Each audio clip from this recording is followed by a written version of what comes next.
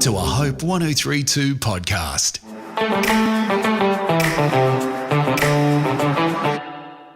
I'm Colette Smart, and I'm a psychologist, a teacher, and your host on Raising Teens. I'm also a parent, and I'm in the middle of raising my own teens and young adult children.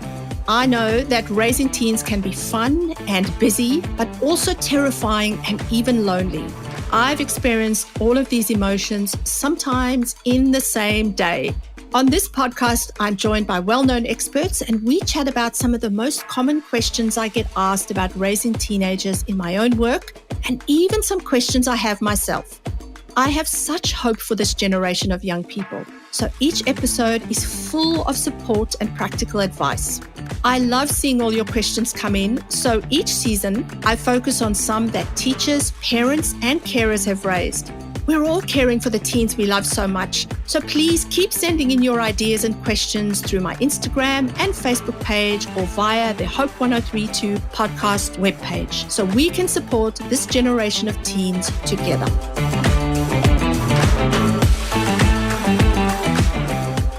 In this episode, we have Dr. Jo Prendergast. She's a parent, psychiatrist, comedian, and author, and is often tired. She attended school in Wellington, New Zealand, graduated from Otago University Medical School in 1992, and trained to be a psychiatrist in Sydney, Australia. She began a New South Wales Institute of Psychiatry fellowship in child and adolescent psychiatry in 2000 and completed a postgraduate diploma in infant mental health, parenting and child development in 2001. Dr. Jo has worked with people of all ages in public and private mental health services in both New Zealand and Australia. Dr. Jo is also a stand-up comedian, performing as Jo Ghastly. Her award-winning solo comedy show, The Cool Mum, was performed at the 2023 New Zealand International Comedy Festival and toured New Zealand and Australia. My son Angus has recently posted a photo of a girl on his Instagram. So to show my support, I commented on the Instagram photo. Yeah. I put #relationship goals. I can't understand why he blocked me. You know, you'd think a 19-year-old boy would want his mummy's support, right? Yeah, that's what I posted on the girl's Instagram. She blocked me too. But I asked my son Angus about the girl and he went... You know, at that point, I wasn't sure if I was providing enough fibre in his day. The show sold out at the Adelaide Fringe 2023 and received 5-star reviews. This year, she's performing in New Zealand and in Scotland for the Edinburgh Fringe Festival. So jump onto her website to get your tickets. Her website is also in the show notes. And of course, Jo is also the mother of 2 young adults. So she has recently graduated from parenting teens. Hello, Jo, and welcome to the Raising Teens podcast. Hello, thank you for having me on. So, Jo, can you tell us a little bit about your work, kind of how you found yourself doing the work that you do now? Yes, so I decided to go to medical school rather than drama school when I was about 14, but I've always had a passion for performing arts and done musical theatre and improv comedy and various things. And then in 2017, a comedy producer asked me to do stand-up comedy after he'd seen me on a TV pilot. So it was never something that was on my bucket list to do stand-up comedy, and particularly not to do a solo show about parenting and stand-up comedy and touring internationally. So sometimes things that aren't on our bucket list suddenly appear in our lives. But in terms of being a psychiatrist, I went to medical school in New Zealand and then moved to Sydney and did all my psychiatry training and child and adolescent training and things in Sydney. And then I've moved back to New Zealand. And I think in terms of juggling the different careers, it's a good challenge because, obviously there are different kind of boundaries and expectations. With a psychiatrist, you tend to keep your personal life very private, whereas a comedian, you tend to kind of pour it all out on stage and often in a much less filtered way than you would in a professional role. So some of the rules I have for myself is to not make any jokes that are in any way to do with mental health or well-being. So it's very much myself as the butt of the joke and my parenting inadequacies amplified for the benefit of comedy. Which we all have. I think I'm just hearing you. I mean, I'm clearly not a comedian, but the juggle between being a psychologist and also being a host on a podcast and sharing some of the stuff that I certainly wouldn't share with a client one-on-one, but also, and I think it's trying to not pretend that you've got it all together, because none of us have it all together. So I love that you're just going, yep, even us in this area of our work, we're still figuring stuff out sometimes, and life is hard and messy. Absolutely, yeah, and certainly I've very much focused on, in terms of the book that I've written, is very much focused on, that parenting is messy. Yes. I am not a perfect parent telling you how to be like me. I am a real parent who's made mistakes and kind of reflects back on parenting teenagers going, wish I'd seen that earlier, or I would have done that differently now. So that realness I think is really important, and also having a sense of humour, because anything really tough in our life, if we can use humour as a coping mechanism, and some of the things that happen with teenagers, you either laugh or cry. You get into those situations where you go, this is just overwhelmingly awful, but you can sometimes find the funny side of it that helps you get through. And I think certainly writing a comedy show about parenting teenagers, I started writing it when my kids were in the thick of being teenagers, and it was very much a coping mechanism for me to kind of amplify things into comedy as a way of processing things.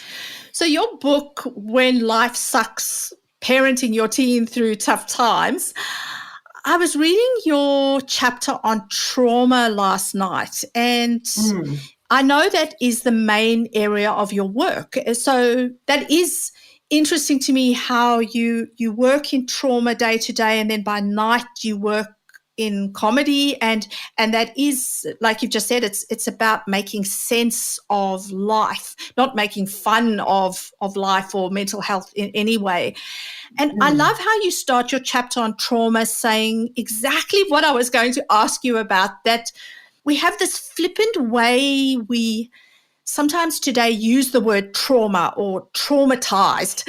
You write, the word trauma is thrown around pretty casually these days. People talk about the trauma of getting a parking ticket or losing a lipstick. Can you chat with us a little bit more about that? Why do we do that? And just unpack some of your thinking around bringing that up in your book. We've become a lot more sort of familiar with mental health terminology and diagnoses, and it's much more coming into our everyday conversation. I'm often hearing people saying, I'm so OCD. Yes, that's another one. They like things, and I had a panic attack, meaning they were quite stressed, or I'm so ADHD, meaning they're a bit late. So I think, there's that. And I think the problem with that is that it invalidates the experience of people who are actually living with these mental health challenges. And so to say, I was so traumatized about kind of getting a parking ticket, and of somebody who actually is living with PTSD after a life-threatening trauma, I think that's where the problem lies, is, and even I hear sort of mental health workers talking about, trauma and traumatized, and they're not really using the mental health definition of it. They're just talking about being really upset or really scared, but not actually what we mean by trauma. And, as you're aware, the definition of trauma and mental health is around an event where you fear that you're going to die or be seriously injured or sexually assaulted or see any of those things happening to somebody else. So it's really intense situations rather than, my daughter's so traumatized because she doesn't like her teacher. Yes.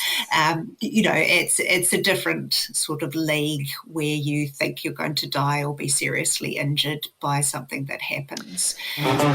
Go to the win page on hope1032.com.au to win one copy of Dr. Joe Prendergast's book, When Life Sucks. So can you unpack then the big T and little t of trauma? I know many people will know this word trauma, but I think there will be listeners who haven't heard this distinction between big T and little t trauma. It's something obviously I'm familiar with, but I've seen people almost become quite fascinated or almost freed that there are two different types of trauma. So give us some examples of what this might look like. Yeah, so I think it kind of includes how it's used in everyday language in terms of bad, upsetting things. So little t traumas are things like a lost opportunity or grieving grandmother dying or, for a lot of people, pandemic situations where, there was a lot of upsetting change and loss and, people being rejected, all of those kind of difficult emotional situations are what we call little t traumas or, tough stuff, things that is stressful and upsetting and, can cause some significant mental health symptoms, but it's different from a life-threatening kind of big T trauma that can lead to PTSD. So that's kind of where the line in the sand is, and there are some things that a little bit straddle both, something like bullying, for example, can be a little T trauma, if people are being mean and, excluding and, doing, social media bullying, but it can also turn into a big T trauma because people can end up being assaulted and it can be a terrifying experience. And similar with loss and grief, if grandma who you love dies, in an expected gradual way, that's, a little T trauma. Whereas if you see your father drop to the floor with a heart attack and you try and do CPR and he dies, that's definitely a big T trauma. Yeah. So the distinction is not little t is the, oh my goodness, I've lost my lipstick. If they're still, little T trauma is still significant and they can be really upsetting and distressing. Yeah. But there is that line between fear of dying or seeing someone die that could lead to PTSD. Exactly. So it's certainly not minimising little T traumas, and particularly for teenagers where it's so important that they're socially accepted, that they fit in, that they find their place in the world. Those little T traumas can really be destabilising and cause a lot of anxiety and low mood and difficulty sleeping. And, so it definitely has an impact, but it's different from a big T trauma that can cause PTSD and dissociative disorders and, a whole range of, very disabling type of symptoms.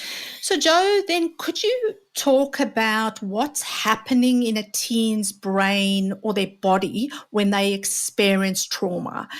So both types of trauma, little t and then big T. But I think a lot of people have heard about fight or flight, and we're hearing fight, flight, freeze more often. I was thrilled to see in your book that you discuss the 5 Fs. So can you explain the 5 Fs? How do they relate to trauma? Yeah, so as you say, a lot of people are familiar with fight or flight. So if we use the example of our ancestors who are perhaps being chased by a saber-toothed cat, as was the biggest predator of the day, obviously flight makes sense. The cat's trying to get you, so you run as fast as you can, or fight where you're a little bit trapped, but you've got your spear, and so you sort of try and fight the cat. And freeze is where you essentially kind of make like a rock, hope the cat doesn't see you, so you shut down. And that's something we see a lot in trauma, is that sort of reduced arousal, shutting down, zoning out, dissociating. But the other ones that particularly seem to happen when people are in an ongoing traumatic situation, quite often hear, of dreadful situations, say when somebody's kidnapped and held hostage and they somehow sort of befriend the person who's kidnapped them and try and please them. So, it would be like, trying to kind of be nice to the cat and see if it wouldn't attack you if you kind of offered it some food or something. And, there's certainly a theory around kind of people pleasing for people who've been in sort of a long-term relational kind of trauma in terms of, disruptive things happening in their lives. And another one is sort of flop in terms of collapsing. And, that's the sort of response that any prey animal would have, so if the cat kind of picked you up in its jaws, that you just kind of flop and play dead. And another one that's sort of quite often sort of added in with friend is flock. Okay. And that's the theory behind, quite often why young people get involved in gangs or kind of groups of young people in terms of that safety in numbers. So our ancestors might have kind of gone out in a group to try and be less vulnerable to the saber-toothed cat. So there's quite a wide range of responses to trauma beyond the fight and flight. And that's what we see for people, particularly who've had sort of a complex relational trauma when they're young children, that they have a whole range of these trauma responses that can cause difficulties for them. So, Jo, I'd heard of fight, flight, freeze, fawn, and flock. I mean, I'd known about the flop, when you play dead, but I actually hadn't heard it called flop before. So there's actually 6. Yeah. Yes, I think there's kind of a whole lot of variations. Fawn and friend are sort of essentially the same thing, about trying to sort of appease the abuser and befriend and that sort of thing. So, so in some ways, flop is sort of a subset of freeze. It can be the kind of sort of locking into a freeze or the collapsing. And certainly the flop could well be connected to some of the physical symptoms that we sometimes see in people who've had trauma. I've see quite a few young people who have what's called functional neurological disorder, where they may lose the ability to use their legs, or they might sort of keep passing out or having seizures that aren't epilepsy seizures. So, it can be quite complicated, but, young woman I saw, just would, in the middle of our conversations, would just kind of collapse into a heap on the floor from the chair, whenever we were sort of talking about anything that was distressing. So it was like that flop reflex was happening for her in terms of what may have been an adaptive thing if a saber-toothed tiger had you in its jaw, but it isn't adaptive when you're a 15-year-old wanting to be at at secondary school and function. So, I think a lot of trauma responses are a wise adaptation at the time of the trauma, but they become unhelpful when they get stuck. And that's, in terms of the 5 or 6 Fs, if any of those Fs you get kind of stuck and locked in that way of being, it causes a lot of disability and difficulty functioning. Yeah. And I think those, while they might be catchy terms, they're very helpful for people because they help us understand that you have a trauma response that could be very different to somebody else's trauma response, and that doesn't invalidate your experience of the trauma or the way you're processing the trauma or how you've responded to trauma. So I think it's quite helpful to recognize there's different ways we might be reacting. Oh, absolutely. So what is happening in someone's brain when they are experiencing trauma? Yeah. If somebody, gets stuck with the trauma, if we're sort of talking about what happens, because most people with a trauma will have some degree of the 5 or 6 Fs happen at the time, yes. And it's adaptive to either kind of freeze or run or fight or befriend. But the difficulty is when people get stuck in those things. So in terms of what happens with post-traumatic stress disorder, for example, when people are having re-experiencing, like they might be seeing little flashes of the car accident during the day, they might be having nightmares about the car accident, they might be triggered by the sound of squealing brakes or sirens or any smells that associate with the accident. And, there's certainly theories that it's the brain's way of almost trying to heal itself, that they're kind of replaying bits of the bad thing that happened to try and make sense of it, to kind of avoid that happening again. So, to some degree, PTSD can be seen as a understandable way of processing a trauma, but the difficulty is when it gets stuck, and that re-experiencing is intense, and the fight or flight sort of physiological state is very intense, with sort of hyper aroused and hyper alert and startling at things. And then probably the most disabling part of it is when people get stuck with avoidance. So, for example, a young person who'd been in a car accident starts to avoid going in cars, and then starts to avoid going places, and then starts to be more housebound.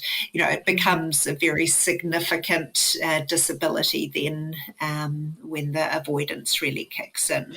So that's interesting. You've highlighted avoidance there. What are other signs or symptoms that a parent might be looking for to know that their child is experiencing symptoms of trauma? Or what are we looking for? And I know it will be different for different types of trauma or for different children, but what are the warning signs? Yeah, I mean, I think that's a sort of huge question, because the impact of trauma can be incredibly variable, and trauma can bring on almost any mental health challenge in terms of something that triggers it. I think sort of starting at the beginning, sometimes there's a sense that something's happened to your kid. They're kind of acting differently. They don't want to go to school. They don't want to go out anymore, and you sort of think, has something happened? And I think it's important to keep trauma in mind, but not to go trauma hunting. Yeah, you talk about that in your book. That's excellent. Yeah, because sometimes it's like, why don't you want to go to the party? Did something bad happen at the last party? Has somebody touched you? Did somebody hurt you? Sometimes parents' anxiety is such that when they're aware of, the statistics are alarming. In New Zealand, for example, up to 25% of young women have been sexually assaulted before the age of 18. It's a really big problem. So it's understandable for parents to kind of have that on their radar and think, has something happened? And I think, it's quite often useful to just sort of make comments to allow your young person to know that you are receptive. We talk about being an askable and tellable parent, that you talk about the right to feel safe, that it's not okay for bad things to happen, that you're there to help if anything bad ever happens. Just letting your young person know that as a baseline is really important. And being real about your own emotions of, oh, that was a bit scary. I kind of found that difficult and I had a bad dream about that, but I'm feeling okay now. So being real without kind of dumping all your stuff on your teenager. And the other sort of area is managing a disclosure of something bad happening. Okay. For example, hey, Mum, I'm being bullied at school, and last night 3 girls cornered me and were hitting me with their school bags and threatening to harm me. How parents respond to that disclosure is really important. I see a lot of older teenagers and young adults who've unfortunately had a sexual assault history, and they talk about how their disclosure was handled as being a huge, significant thing to them that in a lot of ways changes the trajectory of what happens with their mental health. The young people who tell me, I wasn't believed, or it was minimised, or there was a huge overreaction that was really distressing, and it's such a difficult balance. If your kid comes to you saying, I was assaulted by 3 girls who are bullying me at school, you're likely to have an emotional reaction first, particularly if you've had any history of being bullied, but that emotional reaction is probably not the most helpful thing you can do, acting from that. So really important to calm and regulate yourself first so that you're able to kind of have that clear thinking. And, I think we often sort of recommend that the first step is to thank the young person for sharing with you, because so many young people don't share bad things that have happened with their parents. So thanking them is important. Also letting them know that what's happened is not their fault and that you were there to help, and to ask them, how can I best help you? What would you like me to do? Because a lot of parents will, oh, my kid's being bullied, and they're kind of rushed to in the car to the school, and I need to speak to the principal, and I want those kids here now, and I'm going to, so there's a big kind of emotional reaction, and that's often not the most helpful thing. So just sort of taking things calmly. What would you like to do? How can I help you? And realising that there'll probably be a series of conversations about this. And you don't necessarily need to go into, I need to solve this immediately mode. I'm glad you said there a series of conversations, because that brings to mind sometimes parents or a listener who might be thinking, oh my goodness, my child told me something yesterday and I totally overreacted, and now I've messed up, and now I've changed the trajectory of their mental health. Absolutely. Yeah, I love that series of conversations means you can go back and go, you know what, I didn't do that very well. And then we jump into, the different aspects that you've spoken about now. How can I support you? Oh, absolutely. I think that rupture and repair idea was certainly incredibly helpful to me when I was parenting teenagers, that any kind of thing that didn't go so well, I go, okay, that was a rupture. Now we repair it. And my kids will learn through the rupture and repair of their relationship with their parents, and it builds resilience. Absolutely right. That's my mantra. So I think, if your young person has disclosed and you've had a big emotional reaction, or you've had a kind of shut down, minimized, kind of reaction that sort of can be just as upsetting, to come back and say, hey, I'm sorry that I feel like I really overreacted when you told me that, or I'm sorry that I wasn't very supportive. I was sort of in shock and didn't know what to say, but I'm here for you. How can I help? So you can have that conversation again. And I think another important thing, if you find out that your young person has had a trauma, is to realise that it's important for the young person to talk about the trauma when they're ready, and to the people who they want to talk to about it. I think often it's like, you've been assaulted by these girls at school. I need all the details. You need to tell me all about it. Whereas they might feel more comfortable talking to their aunt about it, or talking to another friend, or talking to the school counsellor, or, and different young people have different responses. There are some who almost over talk about their trauma. They want to talk about it over and over and over again. The car crash, let me tell you about the car crash, and tells everybody about it. And sometimes parents need to gently sort of place some boundaries around that, especially if it's happening late at night and it's likely to stir them up and affect their sleep, to say, okay, how can you sort of settle yourself, and what will help you be calm and safe? Shall we go and watch some TV together, or would you like a bath? And we can talk about this some more another time. So you can put some boundaries around it. Yeah, and I think even as a psychologist, I've worked with parents and teenagers in terms of boundaries around who their safe people are to tell, because, some teens do need to process a lot, but then they're processing over and over with some of their friends at school who are finding that really difficult. So, I think that's important to do with a professional. This also leads me to talking about your 4 foundations in terms of what parents can do to support their teen who has experienced trauma. What are those 4 foundations you mentioned in your book? Yeah, so the 4 foundations is I've kind of linked in trauma-informed parenting concepts into these 4 foundations to give parents a fairly simple framework of how to approach things. And it's very much an approach regardless of what your young person is going through. And so the first foundation is about your relationship. And essentially, if you are able to have calm connection with your young person, be askable and tellable, regulate yourself, be trustworthy, that you do what you say you're going to do, have reliable boundaries. I sort of like the idea of the safety net around a trampoline is what the parent is. So the young person can be leaping and bouncing all over the show, but there's this safety net around the trampoline to stop them kind of falling off and getting caught in the springs. And, just being there, listening, being available. There's a psychologist in New Zealand, Nigel Latter, who has the concept of be the rock, not the ocean.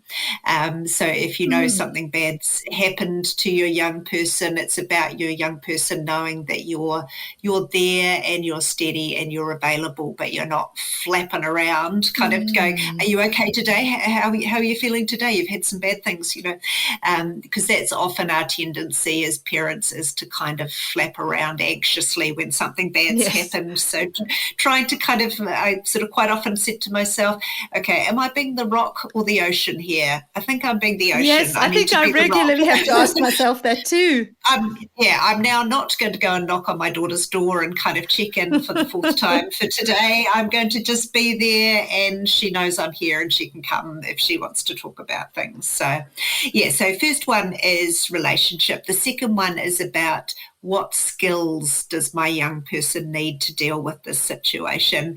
And a lot of that is about sometimes stepping back a little bit. I have this concept of benign neglect, where you do a little bit less to allow your young person the opportunity to kind of try things, learn, sometimes fail, but learn through that. And also, validating the young person and empowering them in terms of letting them know their strengths. And sometimes, specific skills, how to deal with flashbacks by orientating yourself to the present. I'm here now in this room. I can see the curtains. I can see the wall. I know where I am. And to sort of anticipate things that might bring on sort of a trauma response in terms of triggers and ways of bringing down anxiety. And quite often it's about, if a young person has been quite significantly affected by trauma, of sort of supporting them towards seeing a psychologist in terms of managing some of those symptoms if they're ongoing, and letting them know that, their symptoms are understandable and expected, but, that they're obviously distressing, and how can I support you to get some help with that? And then the third foundation is about how can parents support a young person to manage unhelpful behaviours, because with most mental health challenges, there's things that young people tend to do that don't help their recovery. So the main one is avoidance, that a lot of people get stuck with, avoiding doing things to try and reduce the anxiety. And that leads to a lot of the disability around things like PTSD, is when the avoidance gets stuck, and social withdrawal. So, encouraging young people to have a friend round, to, do smaller group activities. And one thing we notice quite a bit is sometimes friends can be a bit rejecting after a trauma, because they don't know what to say, they don't know what to do, or the young person keeps telling them all the details and they're getting vicariously traumatized hearing the story. So sometimes there needs to be a wee bit of kind of problem solving about how to support the friends as well, so they know how to support your young person.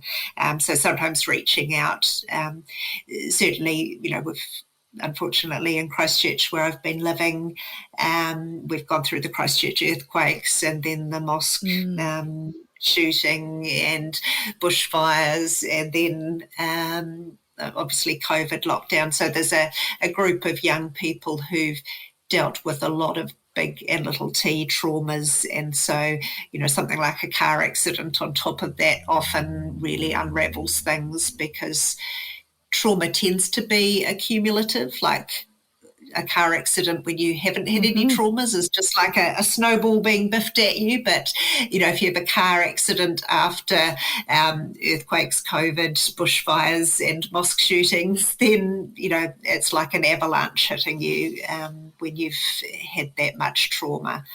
And the final and possibly most important part of the 4 foundations is, how can I be okay enough in myself as a parent through this? And so I put a lot of emphasis on, things are likely to be better for your teen if you're okay in yourself. So if you have your own trauma history and are getting sort of triggered by your teenager's distress and what's happened to them, reach out and get some support for yourself. If you're stressed and overwhelmed and not sleeping, what do you need to do to support your sleep? Yes. How can you regulate yourself? Do you need to get outside and go for a short walk when you're feeling overwhelmed, just to kind of get into your parasympathetic nervous system instead of your sympathetic nervous system sort of fight and flight mode? It's that whole put your own oxygen mask on first, isn't it? Oh, absolutely. Yeah. So, because you will really struggle to help and support your teen if you're really struggling yourself. So, that ability to self-regulate, to kind of get yourself into a calm state so that you can connect with your teen, is probably one of the biggest things and the most powerful things a parent can do. So, Jo, I'm thinking for some of your listeners in New Zealand who have gone through these traumas, I know I've got a whole lot of listeners in South Africa who have experienced hijackings, carjackings, home break-ins, Australian listeners, those who also are teachers of children who have experienced domestic family violence or are asylum seekers. What advice would you have for teachers who are listening and they know they have teens who have experienced trauma who are sitting in their classrooms? Yeah, I mean, that's huge, because especially teachers, when they've got the demands of, 20 So young much. people in the room, Yes. it's very different from a parent who may have a couple of kids at home.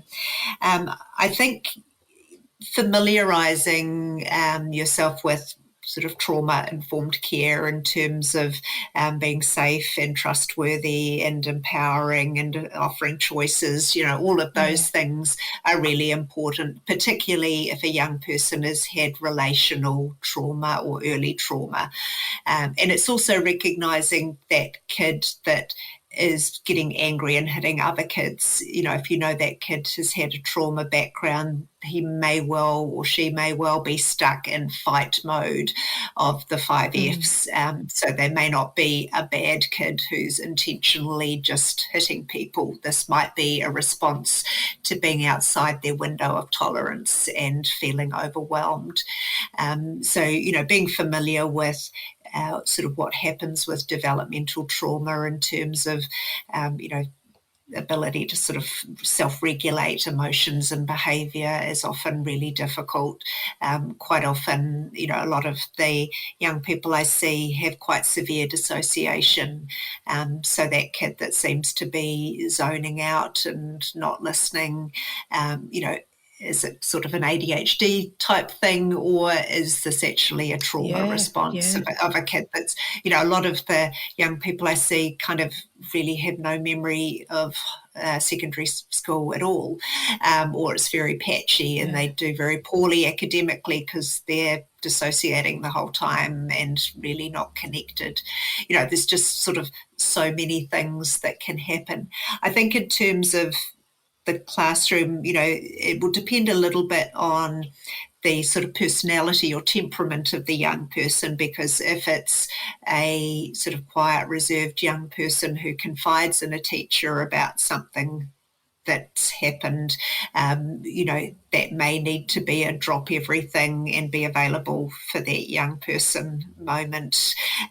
Whereas if it's a more extroverted person who's telling kind of the whole audience and the whole school about the really bad car accident with all the gory details, in that case, it may be a case of placing some boundaries around that in terms of reducing the distress for other children and young people.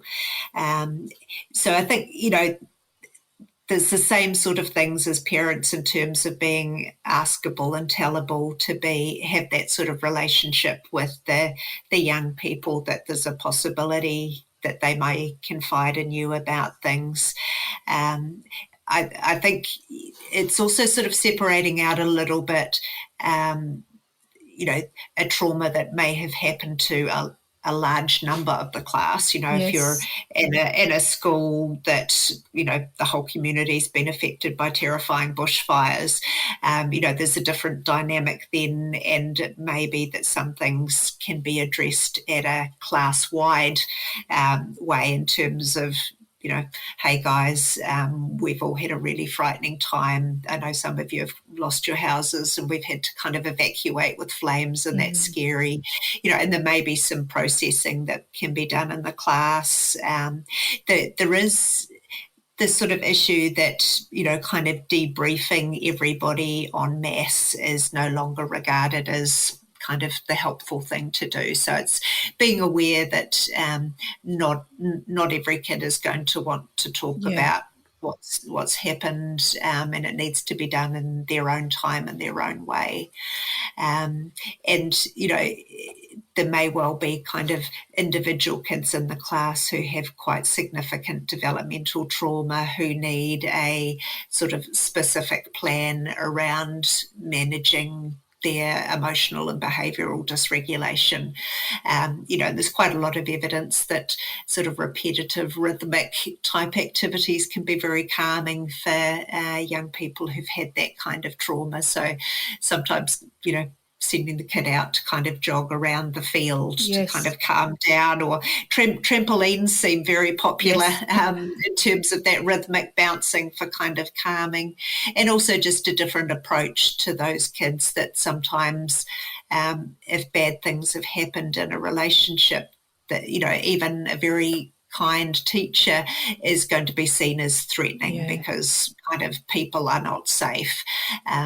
So there'll be some young people where getting some extra input and guidance from somebody who knows about developmental trauma might be really useful to help them, because unfortunately a lot of those young people get re-traumatized by being told off and being the bad kid and being suspended and being yelled at, and as opposed to understanding that this is kind of part of the 5Fs, the reason why this young person is behaving that way. And I suppose that then leads into where is the line where we decide to engage with a professional? Yeah, I mean, I'd have a pretty low threshold for kind of bringing a professional involved with a young person, because so many of the people I see in their late teens, early 20s, by the time I see them, they have been housebound for a few years because the avoidance has been so disabling, and then, they're so anxious and panicky about leaving the house and going places that, there's so much rehabilitation that needs to be done at that point. Whereas if you can sort of get in early to give the young person that sort of phase 1 of PTSD care in terms of being able to have ways of bringing down the anxiety and managing re-experiencing like flashbacks and nightmares, and then sort of moving on to sort of exposure tasks where they start to do the things that cause them fear, but in a manageable stepwise way. If you can get onto that fairly rapidly, there's much less disability, and PTSD can be very treatable, but it can become a chronic, very disabling thing if people get stuck with it. So certainly for any listeners, if your kid does seem to have symptoms of PTSD and it's been going on for more than a few weeks and it's causing a major issue for them in terms of functioning, I'd be reaching out for some support in terms of, because with PTSD it's very important to see someone who is a PTSD therapist who knows, because otherwise you can just like open the whole can of worms when the young person's got no strategies for managing that distress and make the whole thing worse. So it does need to be done very carefully by reaching out to the right person. And so then, Jo, the question that I ask all my guests is, what is your hope for your work with teens and families in this area? I mean, I think we have to be realistic that traumas will keep happening, especially natural disasters and things that happen in families. It's just a fact of life that there are traumas. I think my hope is that more and more parents will understand the need to be an askable and tellable parent, so that young people can reach out early on and say, hey, this happened, and get support from parents, and that parents can find a way to have that balanced response to a disclosure so they can be helpful for the young person. So I think sort of education and understanding around that kind of first response when something traumatic happens to a young person is what I'd really hope could happen in as many families as possible to reduce the impact of trauma. Certainly the people I've seen, if there's been that warm, supportive, not over or underreacting response from family, then the impact of the trauma is often much, much less than if they don't have that support. Beautiful. Thank you so much, Jo. We really appreciate your time on the show and just for sharing all your expertise and your wisdom. Oh, it's been lovely to talk to you. What I love about Jo is her ability to support parents during really difficult times. But as we also heard at the start of the episode, she encourages us to laugh at ourselves. If you would like to find out more about Jo's parenting book, When Life Sucks, a first aid manual for mental health, please have a look at the show notes. If you found this episode helpful or gained some useful insight from it, please subscribe and review wherever you get your podcasts, and consider sharing it with your friends and family. I hope to see you next episode, but in the meantime, keep parenting with your teen's future adults in mind.